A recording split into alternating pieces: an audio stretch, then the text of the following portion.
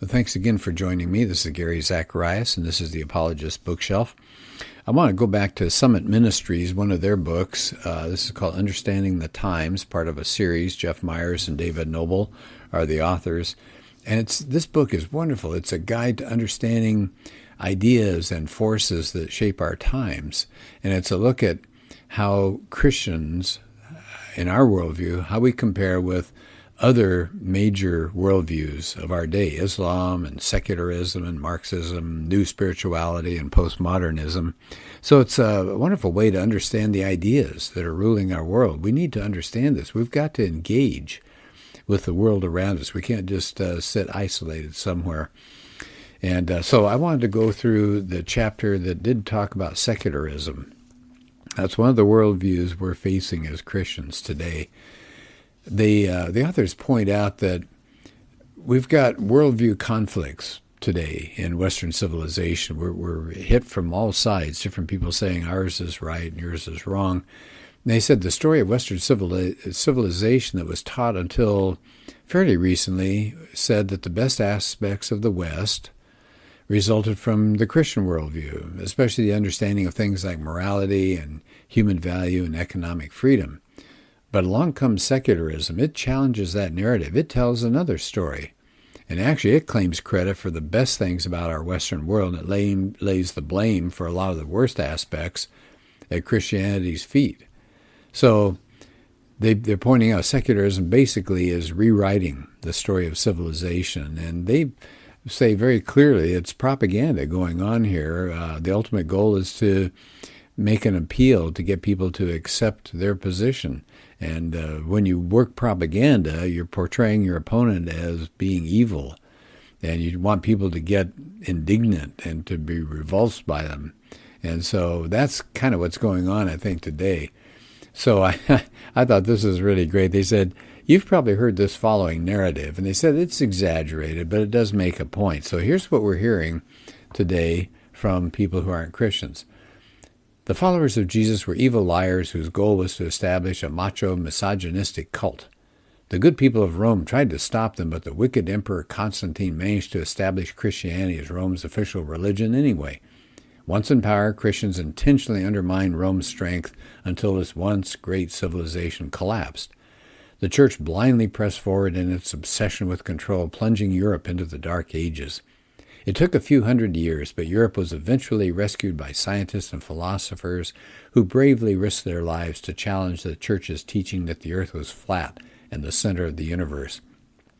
Occasionally, Christians gained power long enough to burn tens of thousands of witches, massacre millions of natives, and launch cruel crusades against innocent, civilized Muslims. Fortunately, due to the brilliance of those who rejected the church's teachings, the Enlightenment saw the triumph of science and reason over religion. But we must not let down our guard, because greedy, ignorant Christians resent the progress made by clever, reasonable secularists, and they'll do everything they can to manipulate their way into power to prevent decent folk from having a good time and living their lives in freedom. Isn't that interesting? I love that. I think that is, we could go almost sentence by sentence and show what's going on there, and the fact that it's absolutely not true. They point out here there's not a single fact in that story, but people think of it as accurate history. And they say a book now out called A People's History of the U.S. It's a popular college history text. It's 768 pages, not one single footnote, and that presents that point of view.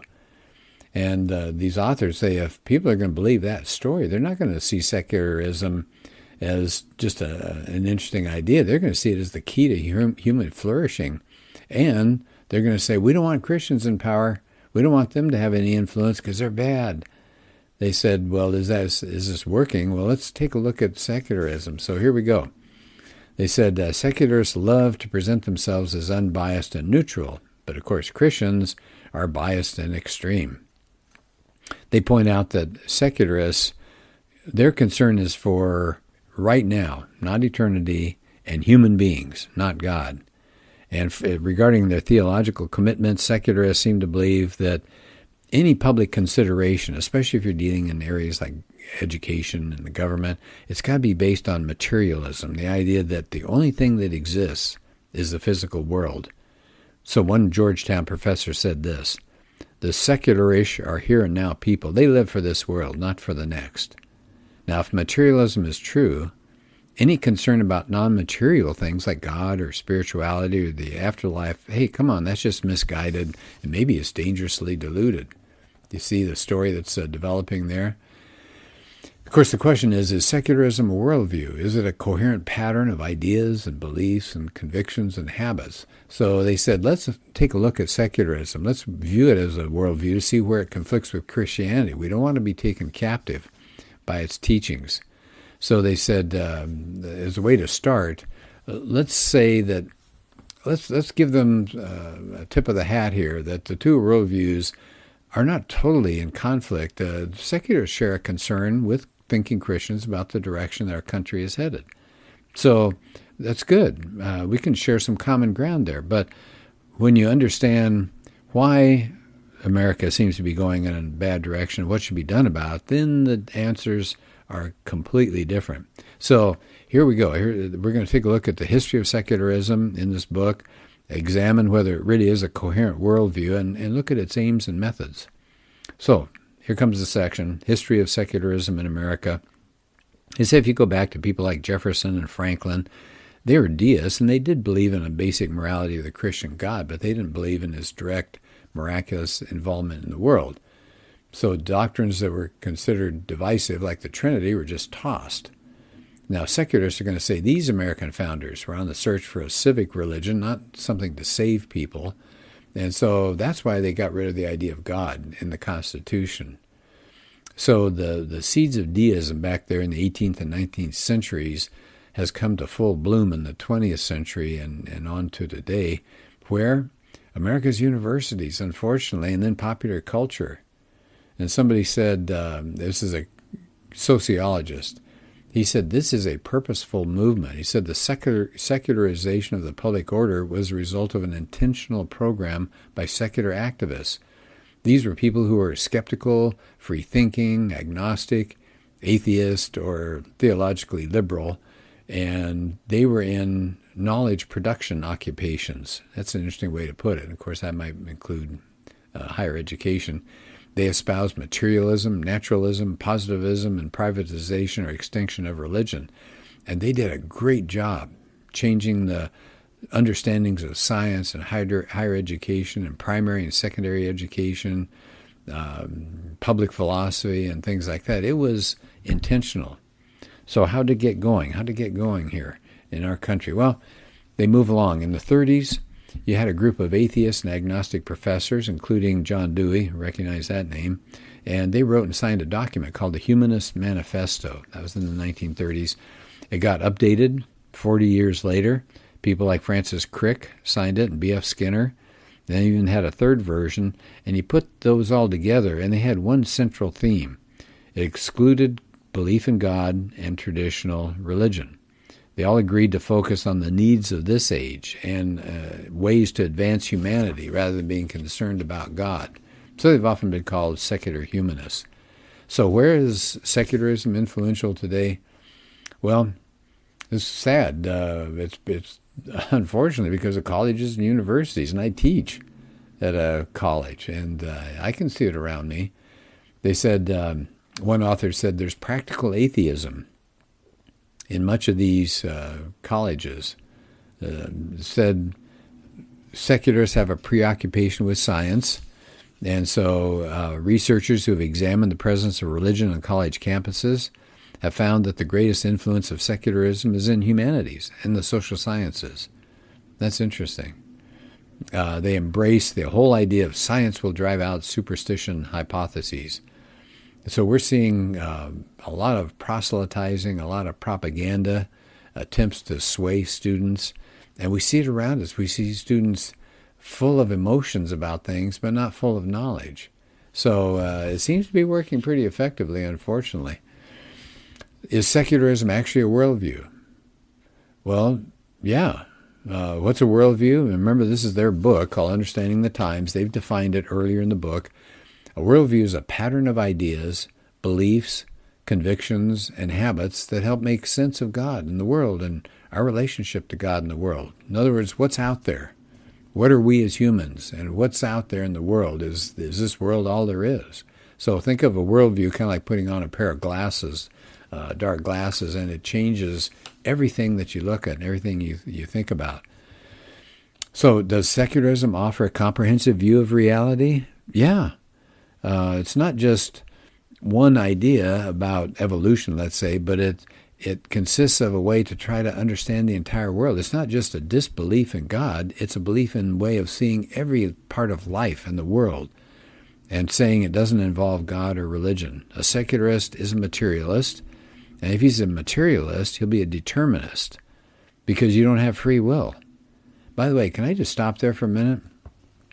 I've got a talk that I do on the existence of the soul. If we have a soul, we have free will. If all we are is meat, if all we are is a bunch of neurons firing, we don't have free will. And to me, that's a worldview. That's a way of considering the human being. I think it's a extremely discouraging thing, but that's out there. So secularism does pass the first test of being a pattern of ideas, of beliefs, and convictions and habits. What about the second part of a criticism? Oh, well, we don't believe in God, therefore we're not religious. And being secular is rejection of religion, and that's a worldview. He says, well, wait a minute. Secularism does imply the rejection of a supernatural religion, but not all religion is supernatural. So what is a religion? How is it defined? Any set of beliefs about the cause, the nature, and the purpose of the universe. Well, there you go. Secularism is back in the works as far as that goes. It does make it religious. It tries to answer life's ultimate questions. So I think that's really important to know. So it is a worldview, and it's a religious worldview. So I said we need to compare its views on general and special revelation to see if it's different from other worldviews. So they said, let's start with general revelation, something that has been revealed to all people that explains the universe as we know it. So how we got here, what is the view of a secularist when it comes to general revelation? A revelation? Well, to the secularist, science isn't just one way of knowing, it's the only reliable way of knowing. Julian Huxley said this, modern science must rule out special creation or divine guidance. So how did we get here? What's the general revelation view, according to a secularist? Evolution. It's way more than a theory about the origin of life. It has all sorts of implications for ethics and sociology and law and politics. They think that evolutionary theory grounds a proper understanding of the entire world. So to the secularists, they say, well, you Christians are so dogmatic. But what are they believing? That life arose from non-life. For them, that's as sacred as for us to say the incarnation. Jesus came into this world. So it says today, when you look around, it says faith in evolution has become counter-rational religious dogma. Isn't that interesting? Michael Ruse, who's an evolutionist, says evolution is a religion. So they've got their faith just as much as Christians have their faith. So summing up this part of it, they said general revelation from the secularist standpoint is betting the farm on science. That's the only means of knowing. And it's risky. It's more risky than they would admit. One person did an introduction to Darwin's Origin of Species. He said this, the fact of evolution is the backbone of biology, and biology is thus in the peculiar position of being a science founded on an unproved theory. So then, is it science or a faith? Belief in the theory of evolution is exactly parallel to belief in special creation. Both are concepts which believers know to be true, but neither up to the present has been capable of proof. Isn't that interesting? So secularism says it's scientific, but it's based on faith, just as much as special creation would be for Christians. Well, then what about special revelation? Where do the secularists turn for their direction? Christians, of course, say the Bible is God's special revelation. But what about the secularists? What are their sources of revelation? Said you're probably going to get a list something like this. Thomas Paine's book, Age of Reason, Darwin's book, Origin of Species, Nietzsche, Genealogy of Morals, Freud, John Dewey, Bertrand Russell, and a couple of others. So says you can add to that maybe the new atheists, Dawkins and Harris and Dennett and Christopher Hitchens. And they also look at their various humanist manifestos. That's a source of revelation for them. And they said one key idea in that manifesto from 1973 says this: no deity will save us, we must save ourselves. That's a pretty clear summary, isn't it? Well, what does secularism say about humanity? It says, well, theory of evolution. Here we go again. That's how we know how we got here and what we should do now. They think we can control our own evolutionary development. And Christians will believe God made human beings as image bearers, but secularists say, no, evolution explains everything. Well, then what makes humans unique? If we're not made in God's image, well, nothing really makes us unique. Most secularists say we're just out of one substance. We're just meat all the way down. We have no spirit. We have no soul. Our minds are just projections of brain activity. So they say don't think about the eternal realm. It's not there. So you got to reject a belief in immortality. That's the first step to become a secularist. Another implication, if all we are is just meat all the way down, then our mind arose through evolutionary processes. So is it still evolving? So if the computer is just a machine, so is the human brain. And maybe, here's the hope, that the possibility of computers will be the next step. We'll get higher consciousness. Transhumanism may be around the corner. I've got a talk that I've done on transhumanism. So that's their hope. That's their looking ahead. Maybe we can advance humanity beyond our physical and mental limitations. We'll apply biotechnology. Well, good luck. Got a lot of reasons to talk about why that probably isn't going to happen. Well, what does secularism say wrong with us? What's wrong with us? Well, what's wrong with us? We've got our head in the clouds. We're thinking too much about spirituality. We're thinking too much about God. We're more fit for survival thanks to evolution. But catch is, of course, evolutionists are kind of concerned about the whole survival of the fittest thing. So what's keeping us from getting where we need to be? People aren't enlightened about the inevitability of human progress along these secular lines of reasoning. That people are taking us backwards. The major cause, this is interesting, here's the president of the American Humanist Association. He says it's no secret that a major cause of this regression is the religious right. There we are. And it says it's driven by a small minority, extreme in its views, well-funded, organized, and fueled by a fear of modernity.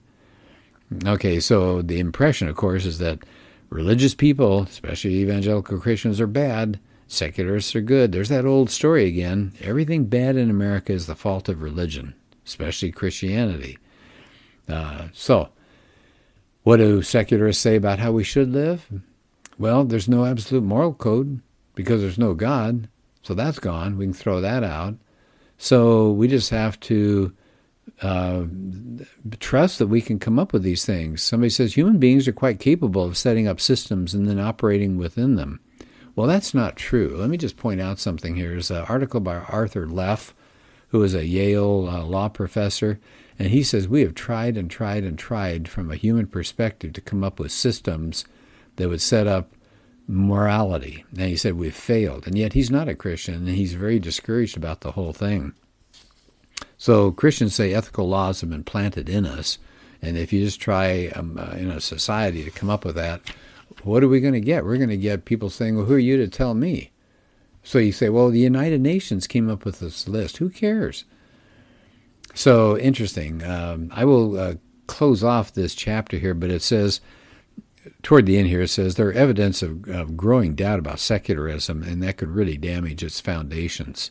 This says Christians and others may find some of these arguments intimidating, but we don't have enough reason to concede to them. So I think that's a really good point. Well, what's been going on lately? Well, let's just take one example. Thomas Nagel, he wrote a book called Mind and Cosmos recently, and he stunned the academic world. This guy was a humanist from the get-go, but he's rejecting materialist explanations. He said, it's highly implausible that life as we know it's the result of a sequence of physical accidents together with the mechanism of natural selection. He said, if evolutionary biology is a physical theory, as it's taken to be, then it can't account for the appearance of consciousness and other phenomena that are not physically reducible. Wow. So there he comes along with, and other people have come along with him and said, not so fast. They got some problems with secularism. Well, I will stop at that point. We're about near the end of the chapter, and I'm running a little long on this podcast. But again, a book that's meaty, it's good, it's helpful. It's called Understanding the Times. So thanks for being part of this podcast. Talk to you later.